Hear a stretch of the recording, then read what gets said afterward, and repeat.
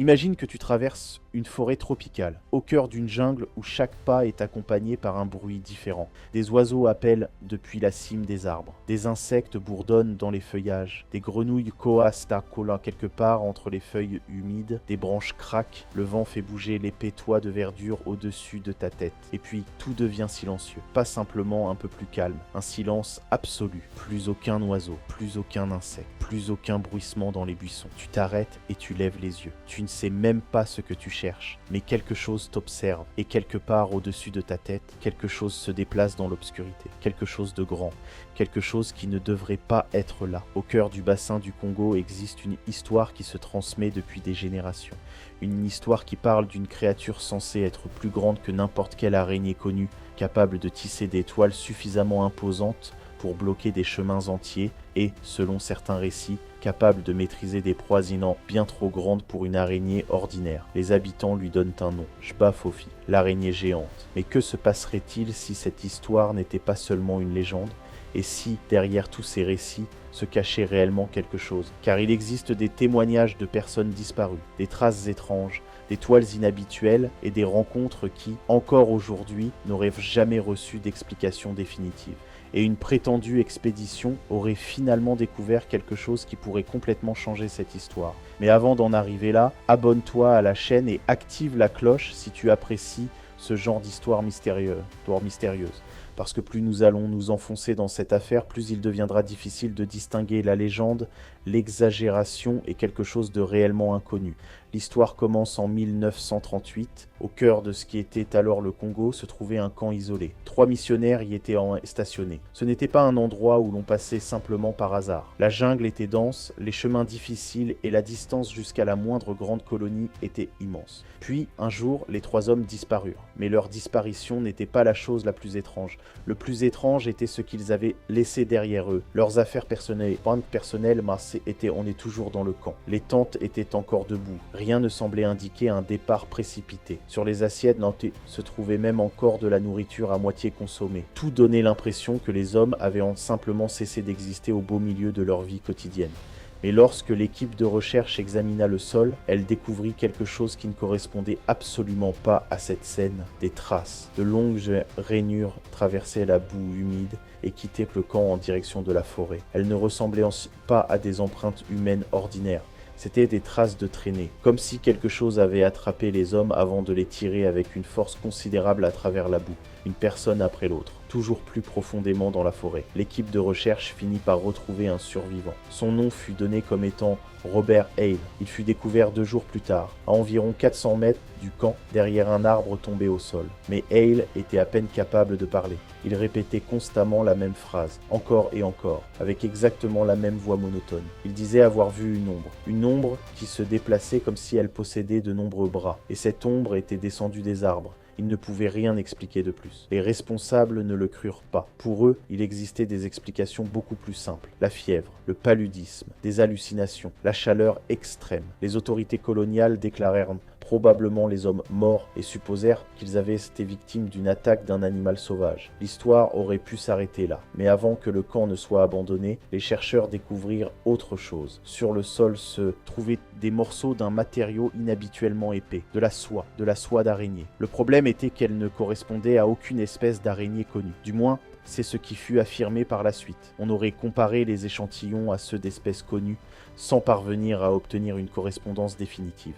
Les échantillons auraient été emportés. Ils auraient ensuite disparu dans un entrepôt belge et ils seraient restés là pendant des décennies. Aucune nouvelle expédition, aucune étude approfondie. Aucun arachnologue ne venant examiner les échantillons plus précisément. Seulement un tiroir portant une étiquette, dans un ancien bâtiment gouvernemental. Un morceau de matière provenant d'une affaire que personne ne semblait vouloir ouvrir.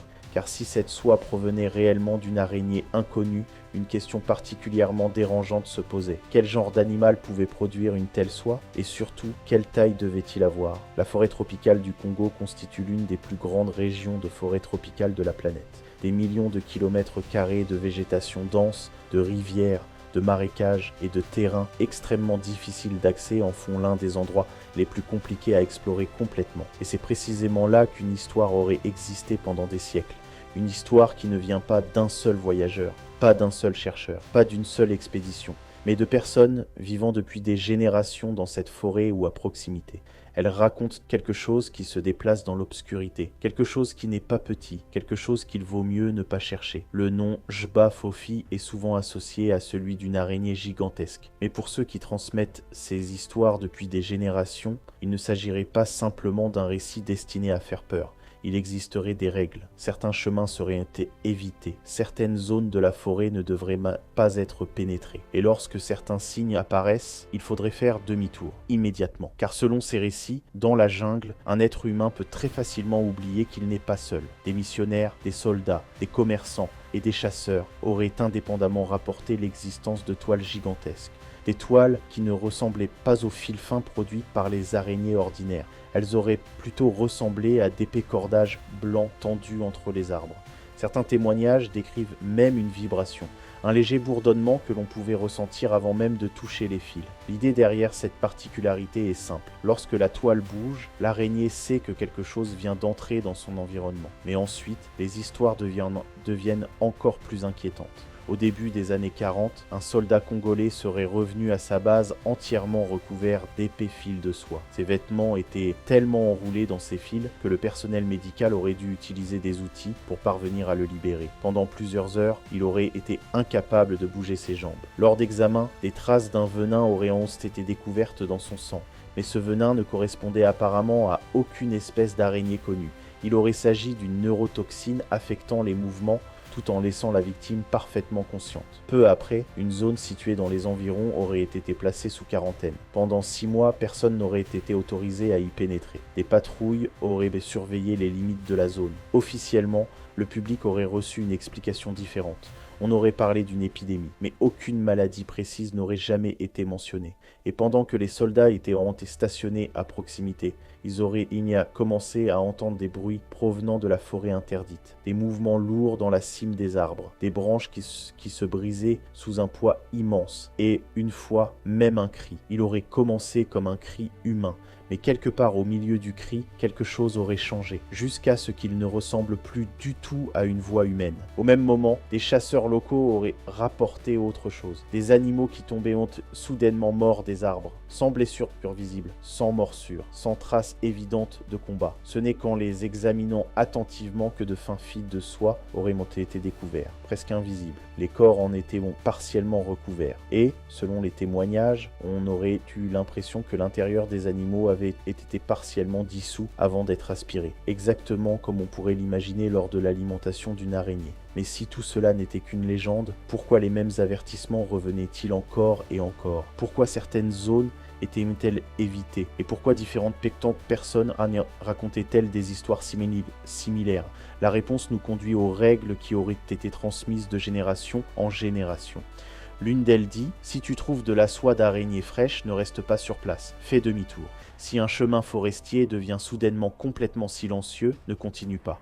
Et si tu te retrouves seul dans la forêt pendant la nuit, assure-toi de ne pas rester à la traîne. Car selon les récits, la créature n'attendrait pas nécessairement que sa proie se retrouve directement devant elle. Elle peut observer, elle peut attendre, et elle peut décider du moment exact où passer à l'action.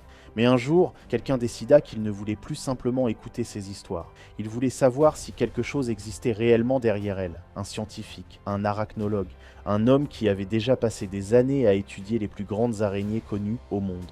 Son nom était Thomas Avery, et il était convaincu qu'il n'existait qu'une seule manière de découvrir la vérité. Il devait entrer dans la forêt, et il devait suivre le Jba Fofi. Si tu veux la suite, écris « Continuer ». Thomas Avery savait qu'en prenant cette décision, il mettait sa vie en danger. Pas seulement à cause des histoires, mais aussi à cause des personnes qui lui avaient déconseillé de poursuivre. Les Baka, qui devaient le guider à travers certaines parties de la forêt, avaient des règles très précises. Ils ne voulaient pas qu'il pénètre dans les zones marquées. Ils ne voulaient pas qu'il se déplace pendant la nuit. Et surtout, ils ne voulaient pas qu'il pense pouvoir traquer cette créature simplement parce qu'il était un scientifique expérimenté. Pour eux, la forêt n'était pas un endroit que l'on pouvait conquérir grâce à la curiosité scientifique. C'était un endroit qu'il fallait respecter. Avery accepta. Il ne voyageait que pendant la journée. Il évitait les chemins marqués par certains signes sur les arbres. Et il restait constamment près auprès de son guide local, un pisteur baka appelé Anansi. Mais même avec toutes ces précautions, il n'était pas préparé à ce qu'il allait finalement découvrir. Tout commença avec une toile. Au début, elle ressemblait à quelque chose que l'on pourrait parfaitement s'attendre à trouver dans une forêt ordinaire. Quelques fils tendus entre deux arbres, puis Avery remarqua que quelque chose n'allait pas. La toile était beaucoup trop grande. Les fils individuels étaient inhabituellement épais, et plus ils s'en approchaient, moins ils ressemblaient à une toile d'araignée. Il rappelait plutôt de fines cordes. La toile s'étendait sur plusieurs mètres entre les arbres, presque 3 mètres, selon l'estimation qu'Avery fit plus tard. Mais ce n'était pas sa taille qui l'inquiétait le plus, c'était sa texture. La soie possédait un étrange reflet. Lorsque la faible lumière traversait la canopée, les fils la réfléchissaient d'une manière presque métallique. Avery sortit sa machette. Il voulait tester la résistance du matériau. Il plaça la lame contre les fils et frappa. Rien. La soie ne se déchira pas. Au contraire, elle céda légèrement. La lame se courba. Avery frappa une seconde fois, plus fort. Le résultat fut exactement le même. Les fils s'étirèrent, absorbèrent l'énergie du coup, puis reprirent presque immédiatement leur forme initiale. Avery savait à quel point la soie d'araignée pouvait être résistante. Il avait passé des années à étudier ses propriétés, mais ce matériau était différent. Si ses observations étaient exactes, quelque chose avait produit une matière qui dépassait largement les propriétés de la soie d'araignée connue. Il sortit ses instruments de mesure. Les premiers résultats rendirent la situation encore plus étrange. La structure protéique semblait présenter des propriétés inhabituelles, et dans les échantillons, il trouva des traces de minéraux naturellement présents dans le sol de la région. Du fer, du manganèse, du zinc. La théorie qu'Avery développa à partir de ces résultats semblait presque absurde. Peut-être que la créature incorporait des éléments inorganiques directement dans sa soie, pas simplement par accident, mais comme une partie intégrante de sa structure. Cela pourrait rendre la soie à la fois plus résistante et plus élastique. Si ce matériau pouvait réellement être reproduit artificiellement, ses applications potentielles seraient considérables. La médecine, l'ingénierie, la science des matériaux. Une fibre biologique possédant une résistance exceptionnelle pourrait être utilisée dans d'innombrables domaines. Mais Avery n'était pas venu ici pour découvrir une opportunité économique. Il voulait savoir ce qui utilisait une toile pareille. Puis il découvrit les premiers restes, des plumes, partiellement dissoutes. Elles n'avaient pas simplement été déchirées. La structure du matériau semblait avoir été chimiquement modifiée. Puis il trouva des os d'oiseaux. Ils étaient parfaitement brisés, pas mordus, pas écrasés, brisés, comme si quelque chose avait exercé une force considérable dessus. Un peu plus loin, une patte appartenant à un petit animal apparenté à l'antilope, un céphalophe, était suspendue dans la toile. Elle aussi était partiellement enveloppée de soie, et la soie semblait déjà avoir commencé à dégrader les tissus. Puis Avery découvrit quelque chose qui changea immédiatement l'atmosphère. Au pied d'un arbre se trouvait un morceau de tissu. Cela ressemblait à une partie d'une chemise humaine. Le tissu était devenu rigide. À sa surface se trouvaient des traces d'une substance inconnue. Avery comprit alors qu'il n'avait peut-être pas simplement découvert une toile d'araignée exceptionnellement grande. Il venait peut-être de trouver un véritable territoire de chasse. Et si c'était le cas, l'animal qui avait construit cette toile devait se trouver quelque part à proximité.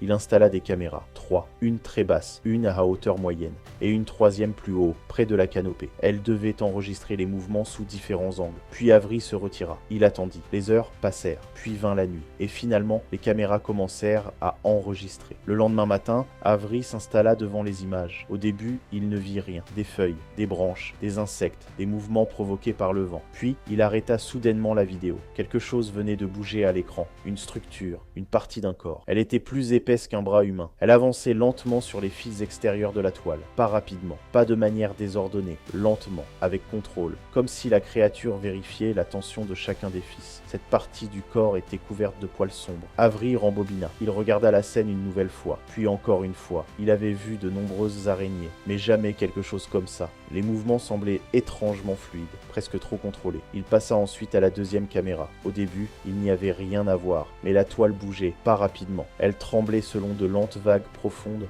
Une vibration parcourait les fils, puis une deuxième, puis une troisième. Avery connaissait les mouvements produits par une proie prise dans une toile. Ces vibrations étaient différentes. Elles étaient lourdes, profondes, rythmiques. Quelque chose de grand se déplaçait quelque part à proximité. Quelque chose qui déplaçait son poids sur la toile ou sur l'une des branches environnantes. Puis vint la troisième caméra. L'image était remplie d'interférences. Seulement du bruit statique. Avery alla récupérer la caméra. Le boîtier était endommagé. La fixation avait été arrachée de l'arbre. Elle ne s'était pas simplement détachée. Elle n'avait pas été emportée par le vent. Quelqu'un ou quelque chose l'avait retirée. Et soudain, Avery comprit qu'il n'était peut-être pas celui qui observait. Peut-être était-il lui-même observé. observer. Alors qu'il continuait à récupérer des échantillons, son poignet toucha accidentellement une partie de la soie. La réaction fut presque immédiate. Une douleur brûlante traversa sa peau. C'était comme s'il avait posé la main sur une surface extrêmement chaude. Avery retira brutalement son bras. Sa peau était devenue rouge. Plus tard, il examina l'échantillon avec davantage d'attention. La soie contenait des enzymes actives, des substances capables d'attaquer les tissus organiques. Cela signifiait quelque chose d'essentiel. La toile n'était peut-être pas seulement un piège, elle pouvait potentiellement commencer à modifier chimiquement la proie dès le moment où celle-ci entrait en contact avec les fils. Et si cela était vrai, la victime n'avait même pas besoin d'être morte. Il suffisait qu'elle cesse de bouger. Avery savait désormais qu'il se trouvait dans une zone de chasse active. Mais il voulait aller plus loin. Il voulait savoir quelle taille l'animal avait réellement. Il poursuivit donc son expédition. Avec Anansi, il s'enfonça encore davantage dans la forêt. Plus ils avançaient, plus l'environnement devenait étrange. L'air semblait lourd, pas simplement humide, lourd, comme si quelque chose modifiait l'atmosphère elle-même. Puis Anansi remarqua quelque chose. Les sons avaient tous disparu. Avery s'arrêta. Plus aucun oiseau, plus aucune grenouille, plus aucun insecte. Même le bruissement habituel de la forêt avait disparu. Seulement le silence. Anansi ne dit rien. Il leva simplement la main et montra la cime des arbres. Avery suivit son regard. Au début, il ne vit rien. Puis, il l'entendit. Un craquement, très haut au-dessus d'eux. Une branche se brisa. Mais cela ne ressemblait pas au bruit produit par un petit animal. C'était lourd, lent, délibéré. Puis un deuxième bruit retentit. Et soudain, la canopée se mit à bouger. Pas à un seul endroit. Le mouvement se propageait. Les branches se courbaient, les feuilles tombaient. Quelque chose se déplaçait à travers la cime des arbres. Avery leva sa lampe. Le faisceau atteignait à peine les branches inférieures. Ce qui se déplaçait là-haut restait plongé dans l'obscurité. Puis tout redevint silencieux. Avery savait maintenant que quelque chose se trouvait là-haut. Il ne pouvait simplement pas le voir. Et puis l'ombre tomba. Quelque chose traversa brutalement la canopée. La puissance de l'impact fit trembler le sol. Des feuilles sèches, des morceaux d'écorce et des branches cassées furent projetés dans toutes les directions. Avery recula, puis il leva lentement la tête, et il la vit. Les pattes en étaient tartantes, gigantesques, longues, épaisses, articulées en plusieurs endroits et positionnées selon des angles qu'Avery n'avait jamais observés chez aucune espèce d'araignée connue. Le corps faisait approximativement la taille du torse d'un homme adulte, massif, lourd, recouvert d'une épaisse couche de poils sombres. La lumière de sa lampe semblait presque disparaître contre son corps. Puis Avery vit les yeux. 8 petits points lumineux reflétaient le faisceau. Doré, il ne bougeait d'un trait pas frénétiquement. Il le fixait. La créature ne fuyait pas. Elle n'attaquait pas immédiatement. Elle observait. Avery avait étudié le comportement des araignées pendant 15 ans. Il savait comment de nombreuses espèces réagissaient face à une menace. Certaines fuyaient, d'autres attaquaient immédiatement. Certaines restaient parfaitement immobiles et attendaient. Mais ce regard était différent. La créature semblait l'évaluer. La distance, ses mouvements, le danger. Puis elle bougea. Un mouvement court et brutal, et soudain, quelque chose traversa l'air. Une masse de soie frappa Avery à l'épaule. L'impact fut suffisamment puissant pour le projeter sur le côté. La douleur arriva immédiatement. La substance présente sur la soie commença à attaquer ses vêtements. Avery tira dessus. Anansi l'attrapa et le tira derrière un épais tronc d'arbre. Avery s'attendait à une attaque. Il pensait que l'araignée allait se précipiter sur eux, mais elle ne le fit pas. Elle resta immobile, perchée sur une branche. Ses yeux étaient toujours fixés sur Avery, puis elle commença à reculer, lentement, avec contrôle, sans jamais détourner son regard. Avery comprit alors quelque chose qui l'effraya encore davantage que la taille de la créature. Elle ne les avait pas simplement attaqués, elle les avait testés. Un seul tir, une réaction, puis un retrait, comme si elle avait analysé leur réaction. Avery nota plus tard que ce comportement était inhabituel. La créature n'avait pas simplement agi par instinct. Elle semblait avoir recueilli des informations. À quelle vitesse Avery pouvait-il réagir? Comment son compagnon réagissait-il? Quelle résistance pouvaient-ils offrir? À quel point était-il dangereux? Si cette interprétation était correcte, leur rencontre était loin d'être terminée. Car l'animal savait maintenant que 2 humains se trouvaient sur son territoire, et il savait comment il réagissait. Mais Avery allait bientôt découvrir qu'il avait commis une erreur encore plus importante.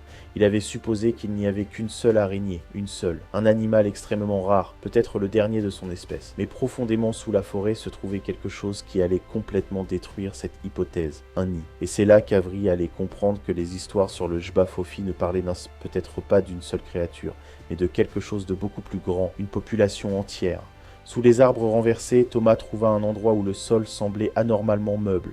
Au début, il pensa qu'il pouvait simplement s'agir d'une dépression naturelle du terrain, mais quelque chose attira son attention. Plusieurs grands arbres étaient tombés dans la même direction.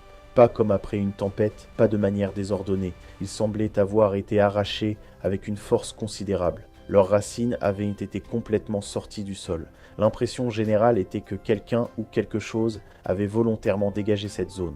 Anansi voulut continuer son chemin, mais Thomas s'arrêta. Entre les racines d'un arbre tombé, il venait de remarquer une ouverture sombre. Elle descendait sous terre. L'entrée faisait environ 1 mètre de largeur. Sur ses bords, de la terre humide était collée à d'épais fils de soie, et de l'ouverture remontait de l'air chaud. Pas la chaleur étouffante que l'on pourrait attendre d'une simple grotte. Cette chaleur était différente, vivante. Comme si quelque chose respirait sous leurs pieds, Thomas s'agenouilla et plaça sa main au-dessus de l'ouverture. La chaleur continuait de monter. Il regarda Anansi. Le pisteur ne dit d'abord rien, puis il secoua lentement la tête. Il ne voulait pas descendre. Thomas savait maintenant pourquoi. Les histoires avaient toujours commencé en Mantis avaient toujours parlé d'une seule créature, une araignée, un Jbafofi, un prédateur solitaire qu'il fallait éviter. Mais si Thomas avait raison, il n'y avait peut-être pas un seul animal sous leurs pieds.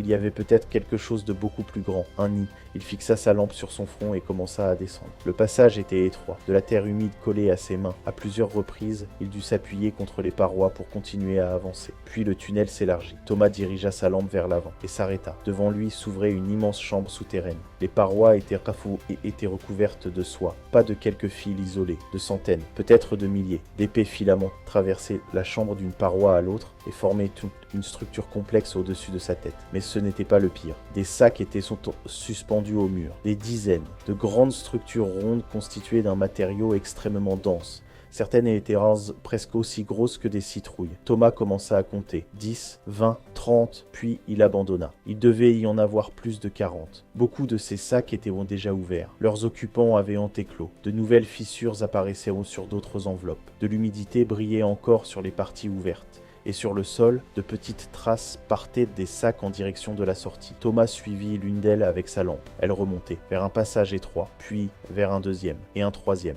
Les jeunes créatures ne semblaient pas toutes utiliser le même chemin. Le réseau de fils de soie menait vers plusieurs sorties différentes. Les jeunes araignées allaient ainsi pouvoir se disperser dans une immense zone. Ce n'était pas une construction aléatoire. Cela ressemblait à un système. Une structure conçue pour permettre au plus grand nombre possible de jeunes créatures de se disperser sur un territoire extrêmement vaste. Thomas sentit son estomac se nouer. La légende l'avait préparé à découvrir une araignée gigantesque. Mais ce qu'il avait devant lui était complètement différent. Il n'y avait pas une araignée, il y avait des petits, et ils étaient nombreux. Et si ces jeunes animaux avaient déjà atteint cette taille avant même d'être adultes, personne ne pouvait savoir jusqu'à quelle dimension les spécimens adultes pouvaient les grandir. Puis Thomas entendit un bruit, un léger grattement. Il dirigea sa lampe vers l'autre extrémité de la chambre, rien. Puis quelque chose bougea. Une petite silhouette sortit de l'obscurité, puis une deuxième, une troisième. Thomas recula d'un pas. Les jeunes araignées étaient déjà gigantesques.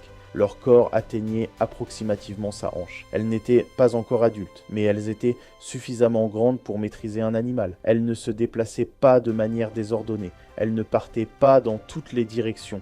Elles formaient une sorte de cercle. Une araignée se déplaça vers la gauche, une autre vers la droite. Puis les espaces entre elles commencèrent à se réduire. Thomas les observa. Ce n'était pas un mouvement aléatoire. Elles réagissaient les unes aux autres. Elles semblaient coordonnées, ensemble. Thomas allait reculer lorsqu'il sentit son pied heurter quelque chose. Un objet dur se trouvait dans le sol. Il baissa les yeux. Une botte, vieille, déchirée. Le cuir était sec et couvert de traces sombres. Thomas reconnut immédiatement l'odeur. C'était la même substance qui avait brûlé sa peau à l'épaule. Des enzymes. Il leva sa lampe. Quelques mètres plus loin se trouvait autre chose, un objet brisé, une caméra, du matériel professionnel. Pas une simple caméra qu'un touriste aurait pu emporter. C'était du matériel destiné à la recherche sur le terrain. Thomas s'approcha lentement, puis il regarda le sol. Des os humains. Au début, seulement quelques morceaux, puis davantage. Un crâne, des côtes, des morceaux de bras et de jambes. Les os étaient étrangement propres, pas comme des os après une attaque animale ordinaire. Ils semblaient avoir été débarrassés de leur tissu organique par un processus chimique. Thomas commença à compter. Il y en avait trop pour qu'il puisse s'agir d'une seule victime.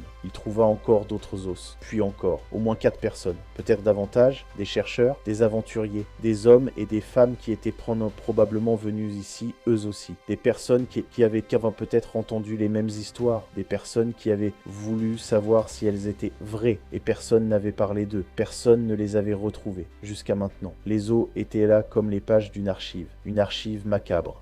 Ils constituaient la seule preuve que ces personnes avaient réellement existé. Thomas comprit alors ce que cela pouvait signifier. L'histoire des personnes disparues n'était peut-être pas simplement un vieux récit transmis de génération en génération. Cette région était peut-être depuis des années une destination pour ceux qui cherchèrent l'araignée. Et peut-être était-ce précisément la raison pour laquelle si peu d'entre eux revenaient. Il s'apprêtait à faire demi-tour lorsqu'il entendit quelque chose derrière lui. Thomas se figea. Il dirigea sa lampe vers le tunnel. Rien, seulement l'obscurité. Puis l'une des jeunes araignées bougea. Elle s'était rapprochée. Thomas recula, lentement. Pas de mouvement brusque, aucun bruit. Il savait désormais que chaque mouvement pouvait attirer leur attention. Alors il continua à reculer avec précaution. Anansi attendait à l'entrée. Lorsque Thomas apparut enfin, le pisteur Baka ne dit pas un mot. Il regarda simplement Thomas. Puis il tourna les yeux vers l'ouverture, comme s'il savait déjà ce que Thomas venait de découvrir. Peut-être était-ce précisément pour cette raison que les habitants évitaient cette région. Peut-être savaient-ils depuis des générations qu'il n'y avait pas seulement une créature là-dessous. Peut-être connaissaient-ils les nids, peut-être avaient-ils déjà vu les jeunes araignées, peut-être que les règles n'avaient jamais été inventées pour effrayer les étrangers. Peut-être qu'elles étaient simplement nées de l'expérience. Thomas quitta la zone. Il savait qu'il avait vu suffisamment de choses. Maintenant, il devait simplement retourner au camp. Mais le voyage de retour allait être beaucoup plus difficile qu'il ne l'avait imaginé. Il lui fallut 3 jours pour quitter complètement la région. Il était déshydraté. Son épaule avait été gravement blessée par la soie. Et malgré tout, il transportait quelque chose qui aurait pu avoir une importance considérable pour le monde scientifique. Des échantillons, des notes, des photographies, des enregistrements vidéo, des preuves.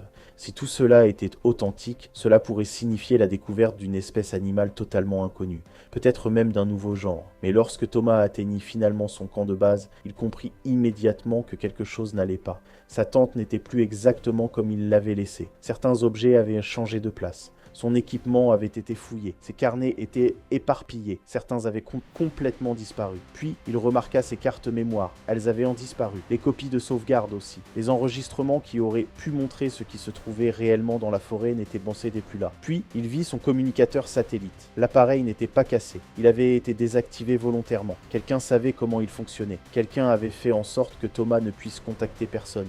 Il ignorait qui avait fait cela. Mais une chose était certaine, il n'avait pas pu être seul. La zone habitée la plus proche se trouvait à une journée entière de marche. Personne n'aurait dû pouvoir arriver aussi rapidement. Pourtant, le jour même, des représentants des autorités apparurent, sans que Thomas les ait appelés. Ils ne posèrent pas beaucoup de questions. Ils déclarèrent simplement que Thomas devait quitter la région. Protection de l'environnement. C'était l'explication officielle. Thomas refusa. Il voulait conserver ses échantillons, ses notes, ses caméras. Mais ils prirent tout. Les échantillons de soie, les photographies, les notes de terrain, les enregistrements des capteurs de mouvement, tout disparut. Thomas n'aurait apparemment jamais reçu de documentation complète expliquant ce qui était arrivé à son matériel.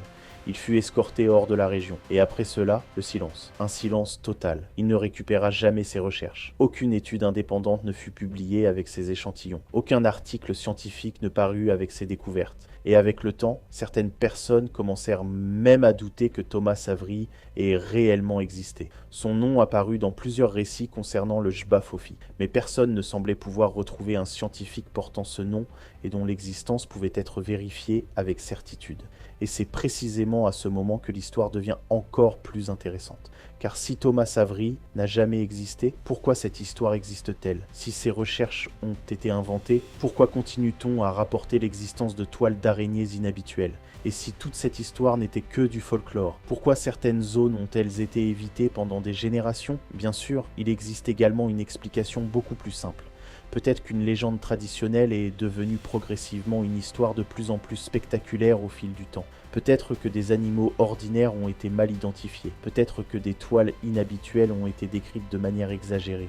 Peut-être que des événements réels se sont mélangés à des récits transmis oralement. Et peut-être qu'à force d'être racontée, cette histoire a fini par donner naissance à un monstre. Mais c'est précisément ici que la question devient beaucoup plus difficile. Quelle partie de l'histoire du Jba Fofi est réellement ancienne et quelle partie a été ajoutée plus tard? Car le récit contient de nombreuses affirmations présentées comme des faits scientifiques, des structures protéiques inhabituelles, du venin, des enzymes, des images satellites, des documents gouvernementaux, des chercheurs disparus. Mais sans preuve vérifiable, il est impossible de savoir lesquels de ces éléments ont réellement été documentés et lesquels appartiennent simplement à la légende. Et pourtant, la légende refuse de disparaître. Au contraire, elle continue d'être racontée, parce que la forêt tropicale du Congo est immense, et de vastes portions de cette région restent extrêmement difficiles d'accès pour les êtres humains. Des chercheurs découvrent encore aujourd'hui de nouvelles plantes, de nouveaux insectes, de nouveaux amphibiens et de nombreuses autres espèces animales. Cela ne signifie évidemment pas qu'une araignée géante vit quelque part dans cette forêt, mais cela signifie que la nature possède encore la capacité de nous surprendre. Et c'est précisément cette incertitude qui rend le Jbafofi si fascinant, car peut-être que la vérité est beaucoup plus ordinaire que la légende. Peut-être qu'il s'agit simplement d'une espèce d'araignée connue qui, génération après génération, a été décrite comme de plus en plus grande. Peut-être que les récits parlent en réalité d'un autre prédateur. Peut-être que de véritables rencontres ont eu lieu et qu'elles ont ensuite été embellies. Ou peut-être qu'au fond de la forêt existe réellement une espèce encore inconnue de la science. Une espèce que personne n'a encore officiellement décrite. Mais même si nous sommes incapables de prouver l'existence du Jbafofi, une chose reste certaine. Les personnes qui racontent ces histoires connaissent leur forêt. Elles savent quels sont son normaux. Elles savent quels chemins sont sûrs. Et elles savent reconnaître le moment où quelque chose ne va pas. Lorsque tous les bruits disparaissent soudainement, lorsqu'un chemin porte certains signes, lorsqu'une toile fraîche apparaît entre les arbres, alors elles ne continuent pas, elles font demi-tour, pas par curiosité, mais par prudence. Et peut-être est-ce précisément la leçon la plus importante de toute cette histoire. Il n'est pas nécessaire de croire aux monstres pour respecter la forêt, car la forêt elle-même est déjà suffisamment dangereuse. Mais l'histoire du Jbafofi ne s'arrête pas avec Thomas Avery, car selon certains récits, il existerait encore aujourd'hui des régions où les chasseurs découvrent les mêmes signes sur les arbres, des endroits où les bruits de la forêt cessent soudainement, et des endroits où des personnes disparaissent.